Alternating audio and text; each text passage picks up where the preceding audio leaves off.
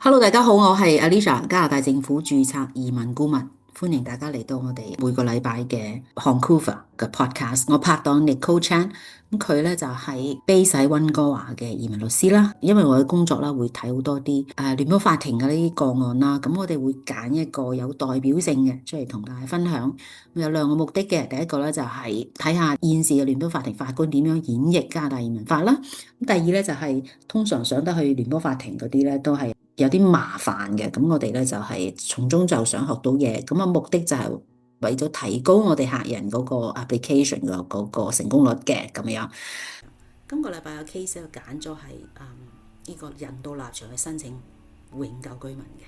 申請人咧係一個泰國人啦，咁佢去咗加拿大就生咗個小朋友，咁佢單親媽媽，咁啊個女都5歲噶啦。咁咧佢38歲啦，咁佢想利用呢個其實佢冇其他 program 咧，令到佢可以留喺加拿大嘅。咁佢令到 best interest of the child 嗰個人道立場咧就申請留喺加拿大，因為佢個女咧佢話喺加拿大出世，係加拿大人咁樣。咁啊 IRCC refuse 咗佢個 application 嘅，咁佢申請司法覆核啦，法官咧就批咗個司法覆核，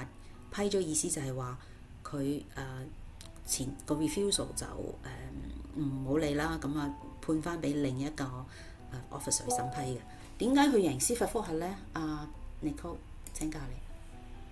就其實我哋之前都有講過人道啦，同埋我哋亦都有講過一個 term 叫做 best interest of the child。So 喺一個人道嘅 application 入邊咧，一個 visa officer 係一定要考慮一個小朋友咧，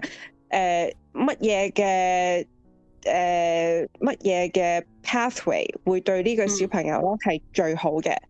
係啦。咁喺呢一個 case 入邊咧，個 officer 咧就好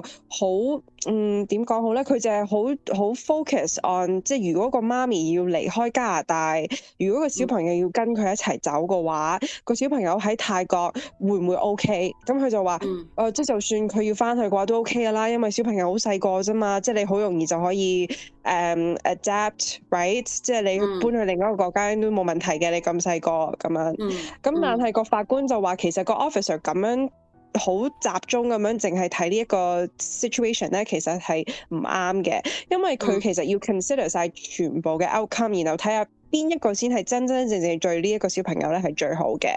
咁個法官就話，即係佢冇考慮到媽咪同小朋友留喺加拿大唔使分開，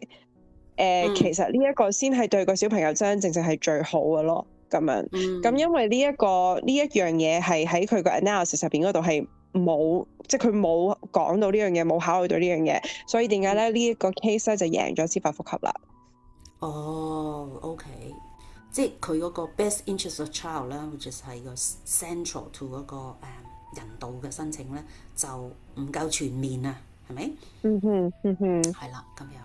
多謝 Nicole 同我哋分享。嗱，呢個唔係呢個 advice。如果你自己嘅 case 咧，就需要 Nicole 俾 advice 你嘅，請你 PM 我哋啦，我哋好樂意同你安排嘅。咁如果你親戚朋友都想聽嘅，歡迎你同佢哋 share 啦，咁樣。咁如果你其他 topic 需要我哋去做 research 嘅，請你喺 comments 嘅留言。下次再見，拜拜。拜拜。